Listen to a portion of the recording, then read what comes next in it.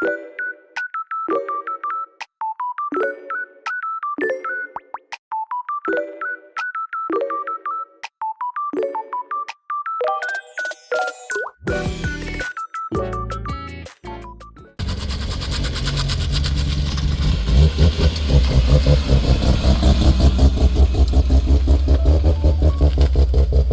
up, my dudes? Today I wanted to try something a little bit different.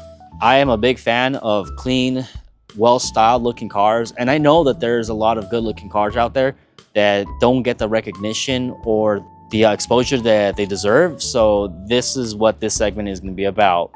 It's simple. I see a cool car, I chat with owner, and I have them go over their car with us and show them the ins and outs of it.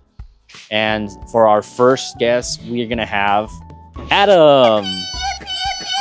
So, well, you want to start from what, tip to butt? All right, we're already here in the front. Let's do the front. All right. Show, well, I guess body-wise, right? What kit is this? So the front bumper is a Urus Type N. The hood is a Foresight. My fender. Fender? My fender. Why fender? Not fenders. That was from the last event, okay? What happened here? That was from the last event. Got a little car accident. We right? know what happened. He had a little hee oopsie moment. Yeah. But it's supposed to be okay. So the fender is supposed to be just shine fenders. The hood is Foresight, like I said. Urus Type N. The skirts were R Magic. Were? Well, actually, no, they're still there. They're still there. Okay, all right. They're R Magic. Gotcha. You only have them on one side now. Yeah, and then the rear. These rears. What are these rear rears? overs are shine as well. The rear little valences are Aria Memia. And then the bumper itself, is this an OEM bumper? It's an OEM bumper, and then you just put the valence over it. It's just bolted in. Okay, gotcha. Yeah, it just kind of, it's like an OEM plus kind of. Awesome. All right. The wing is R Magic. The hatch is, I forget the name actually. But it's an inverted hatch. I think it's an inverted hatch. Yeah. Air 1, I think is what they call it. Air 1 gate. Yeah, it's an Air 1 gate. And is this fiberglass? It's metal? Fiberglass. Yeah, so the whole thing's fiberglass. So it's funny because the OEM hatch weighs like 50 pounds. Yeah, it's very heavy because of the glass. Yeah, so I got my grandpa to help me pull it out, but I could install it myself because it weighs like nothing. This thing? Yeah, it weighs like nothing. Yeah. What would you say it weighs? Maybe like 15? Probably like 15 like pounds. Like a quarter of the weight. That's a big difference. Yeah. And I think it looks cool too. So. Very cool. Very unique. Yes. Have you had any problems with this, like coming off while driving? Yeah, because the way it latches, you take the OEM ones, and I still have to mess with it to get it aligned. Like one side clicks, but the other one doesn't. So sometimes it's like it pops up. It's weird. Gotcha. But it's never come off completely. No, okay. It's never come off. It's mounted on there pretty well. Gotcha. And what do you got going on suspension wise in the rear? So suspension, all of my suspension is all PBM. So PBM coils, I have knuckles, arms, basically like solid PBM bushings, everything you could think of. Basically everything that PBM offers. And you're running stock calipers? Yes, stock calipers. Stock Turbo 2 calipers. And then these brake pads are... they're actually Hawk pads. Hawk pads, okay. In the back, and then I have Project Mu in the front. Okay, and are these Hawk pads, are they meant to grab on when you pull the e-brake, or they're just generic Hawk pads? They are. Okay. Yeah, they don't use like a was it like a shoe like some cars use? Okay, so it would be kind of like the equivalent to a Project Mu D1 brake pad. Pretty much. Okay. Yeah, pretty much. Yeah. But yeah, that's it pretty much. That's it for suspension in the rear. What diff are you running? It's a stock Turbo 2 diff that's welded. It's a welded T2 diff. Yeah. And it's pretty good. It's held up for a few years already. Okay. So it's pretty good. And then engine-wise, could we look at your engine? Yes. It's not too flashy, but it works. Is this the turbo right here? Right on top? Shiny turbo. Twin turbo. But, all right, for a lot of the guys who aren't rotary heads, what are we looking at? So it's a Turbo 2 motor.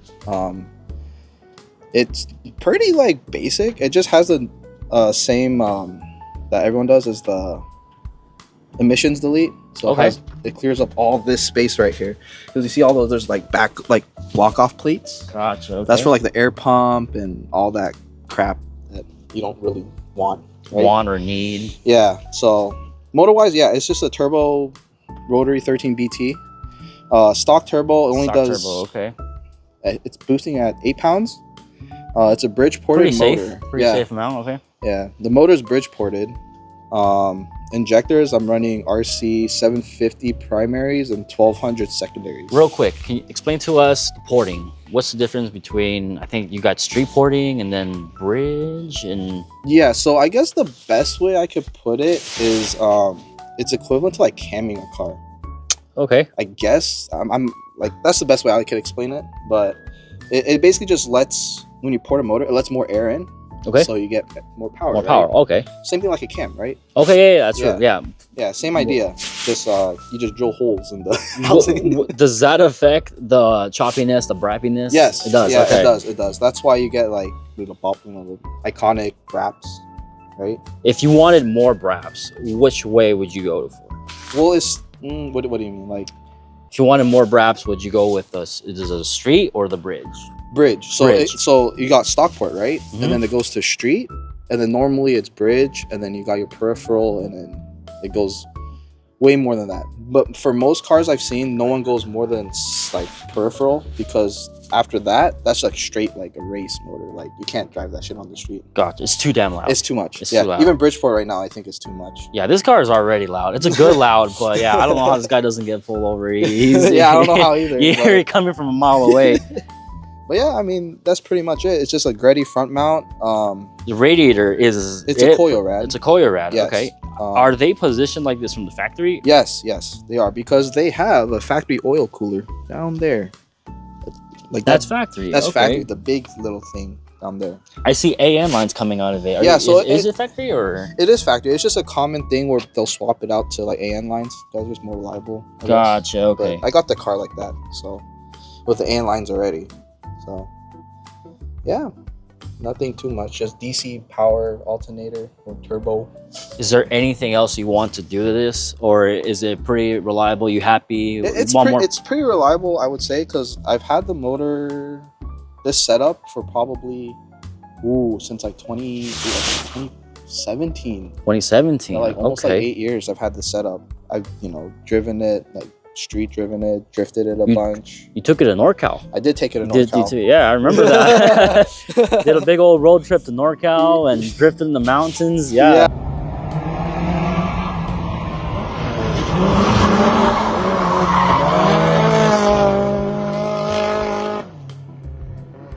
Yeah, but would I do that again? No, I'm kind of getting old. You're telling me? Yeah. But yeah, not too crazy. How long have you had this car? Ooh, this is my first car. This is your first car ever? Yeah, I bought it in 2015. So I've had it for 10 years. 10 years? 10 years. Were you still in high school? I was. It was like senior. Senior year of high school, okay. Yeah. So. At what age did you get it? Like 16? At 16. So imagine that. If you calculate it out, you can figure out how old I am. 16, having an FC as your first car. Yeah. That's ballsy. Yeah, but it wasn't always like this. It was just bone stock NA. So I did the whole T2 swap, everything. So it didn't originally come with this motor, or no? It was a NA car. Okay, it was an NA car. All the T2 stuff you needed, like the turbo stuff that you needed to swap over. There are other stuffs on the car that are different from NA and turbo. Yes, yeah. Sort of like what, the diff, the transmission. The transmission is all different. Okay. Yeah. Power plant frame the same. It's all the same. Okay. Yeah. You can. There's people that mix and match it. Like before I was running like a turbo motor like this with an NA trans. It works, right? But it didn't last too long. Eventually they'll go. They grenade because they can't hold the power? Exactly. Okay. Yeah. Same with the diff. Like I had a turbo motor, NA diff, NA trans. Those two went out and I just had my T2 stuff laying around. So I swapped that in. Gotcha. And this alternator, what alternator is it? A DC? It's a DC, yeah. DC. Why'd you opt out to get a ball out on a DC versus just running an OEM one? Mainly because like I have all this electronic stuff on the car now, like especially the electric fan that does a lot of draw. I have gauges. I have like a sound system in the car. So I'd rather keep the voltage up there, right? Okay. Yeah. Keep it a proper street car with sound. Mhm. Can you even hear anything in it? What do you mean? Can you hear anything in the car? The car's already so loud. Like, can you actually? Actually, it's pretty bearable inside. But I know when you're outside, it's like loud. Right? Yeah. But it's actually pretty bearable because I put sound deadening too in it, so it's not as bad in the car. Sound deadening where? Underneath the seats? Yeah, all everywhere. Everywhere. Like, you know those kill mats? Yes. Yeah, Kill mat. That's what I put in the car. And the front mount, is it a specific one or mismatched? It's Greddy. Greddy. It's a full Greddy. Full Greddy kit. Yeah. The only downside was because I think they make, because it's made for right-hand drive cars. The lines and the brake master is all on the other side. Oh, so it does kind of hit. So I kind of have to like do some massaging. I guess. Okay. Yeah. So it hits the brake master. Right here a little bit. Yeah, and then right here, the power steering lines, I just loosen it and I just turn it just a little bit because normally it's out like that. Okay, gotcha. So you clocked the hard line. I clocked it, yeah. So I mean, it works. It's fine. It works. All right. The inside, what you got going on inside? So the inside is a Brit Artist one. Not too much going on. It just Blitzgate, like a Blitz tack, AM AFR. That one doesn't work. I have to take that out. But what did that one do? That was a water temp. A water temp. Yeah, that's pretty important. It is. But now I'm running those Blitz Urus gauges. Actually, pretty rare little piece, but that's for boost and water temp as well. Okay, so you still got a water temp. Yeah. But other than that, interior wise, it's pretty. Center console wise, what do you got going on here? It's all stock, pretty stock, much. And then that Greddy shift knob, and that's the Cusco little spin term e-brake. Okay, yeah, the Mark II has this thing too. You gotta spin it versus just pushing it in. Yeah, I kind of like it that way too because it's very like secure. Yeah, right? Versus it popping out. Exactly. And what wheel do you have? Oh, well, in the passenger, it's my bronze OGTE. I just came back from an event like 2 weeks ago and I haven't touched the car. Oh, okay, it's just been sitting. Yeah, your helmet's there too. Yeah, all my helmet stuff is there. Yeah, I have literally not touched this car since the event. So the event that you did was what? Recollection Auto Fashion, aka RAF. Yeah, yes, up in NorCal. He drove that event, and how did it do that day? The car was okay. It's weird because it's like I've had like some weird issues. Like one lap will be good, other lap it'll always something. Right? Something. You know how that is. At some point, I saw the rear end was up. What were you doing under there? Oh, so I had one of the stub axles kind of popped out. It didn't fall out. I just noticed it was leaking oil. So I looked underneath it, and I saw it kind of coming out. So I just got a hammer and just hit it back in. Okay, that's all that. But there was that, and also I had one of the brake caliper bolts came out. They got loose and fell out. So it was making some like knocking noise. I was like, oh shoot, where's that coming from? Were you able to find a bolt for it? Yeah, I just went to O'Reilly's down the street, and then they just had the same pitch, not the right length, but same pitch. Same pitch, okay. Yeah, at least I was able to get it in, and I drove for the rest of the day, so it was good. Okay. It held, yeah. These wheels, tell us about the wheels. So, I mean, these wheels, they're AVS Model 5s. The rears are 1810 plus 19 with a 225/40 tire.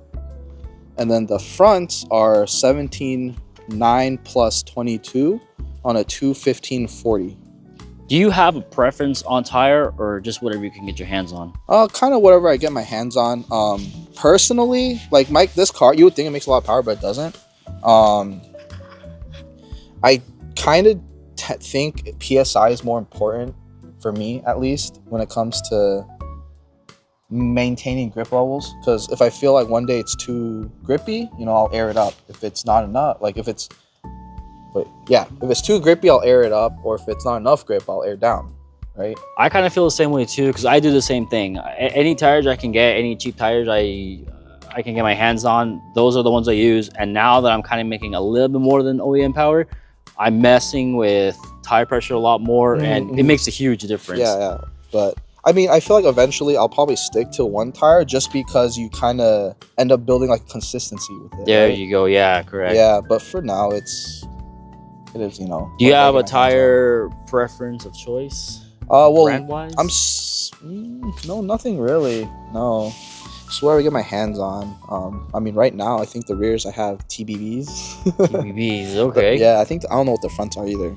But and then these mirrors. Yes. Yeah, we didn't go through mirrors. Are these OEM mirrors? Yeah, they kind of look like Ganadors, but yeah, that's what everyone says. But they are OEM mirrors. Yeah. These are OEM mirrors. Are they off of a turbo model or all are FCs out of them? Just a S5 FC. So basically the later year ones, the 89 and 91, they had them. And then the sunroof. Is Yes. this sunroof working?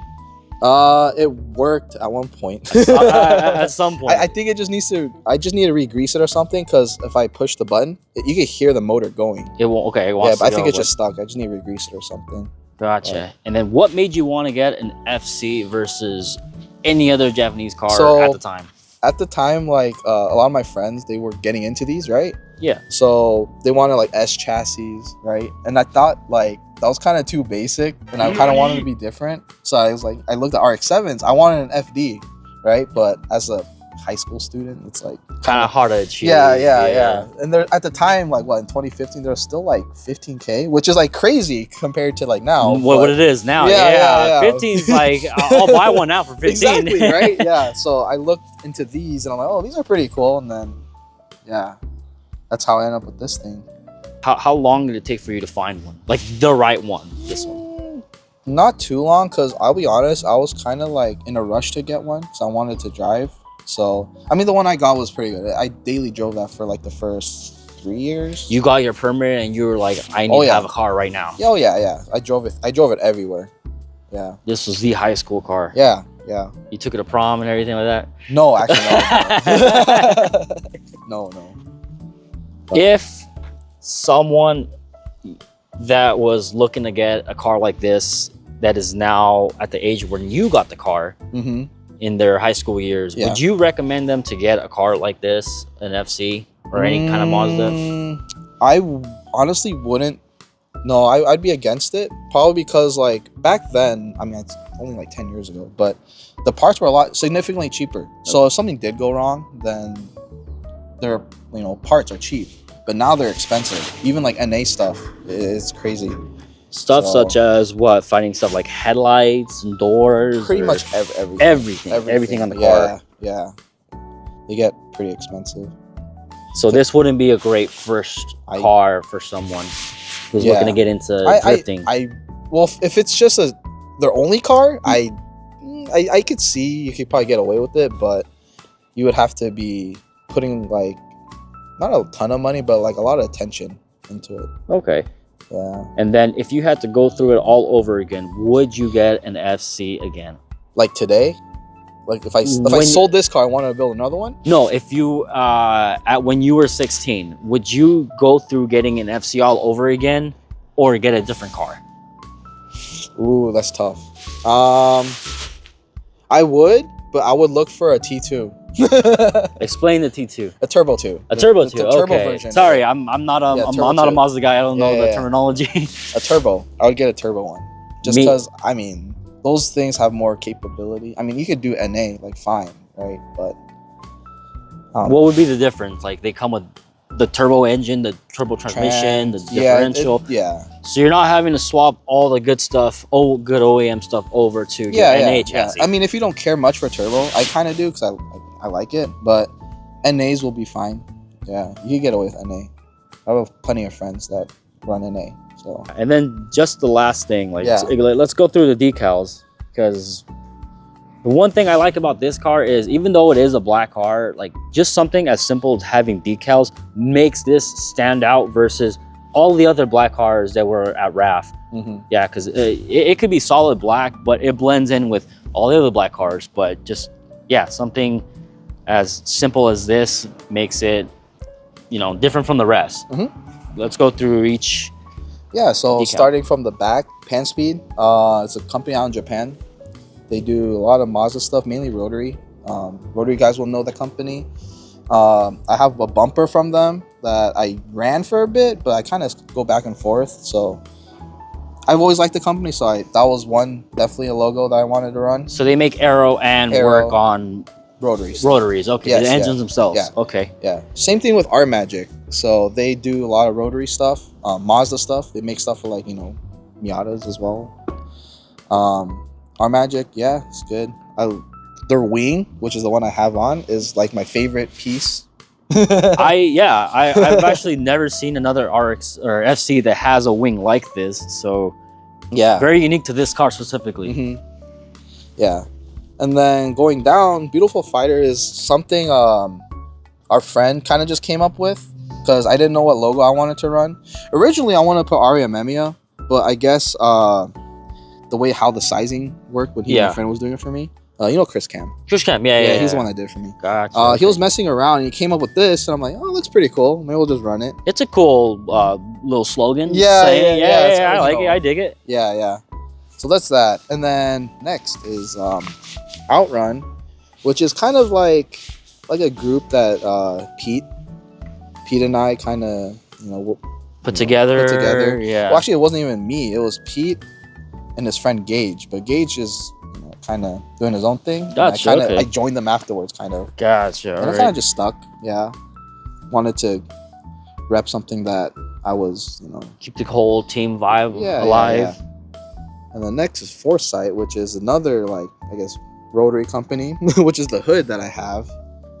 Cool vented hood. Yeah. It's got one big one and two small ones. Yeah, looks really good.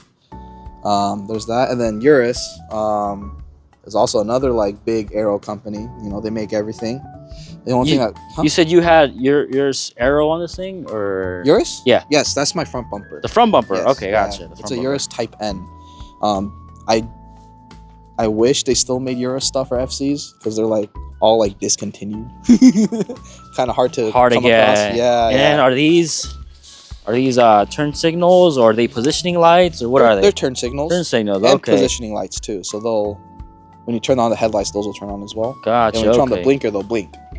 Nice. So they had these OEM lights too, right? Yeah, they're OEM. They're OEM. Yeah, too. those are OEM. Nice. Thought about that. Yeah. And then next Blitz. Blitz. I mean, you know Blitz. We know Blitz. Everyone knows Blitz. Tell the people about Blitz. I mean, they just make a bunch of car parts, right? I don't even know what They're gauges. all gauges, Yeah. wheels, electronic controls, management stuff. Anything. Yeah. They're like the Hot Boy brand. Yeah.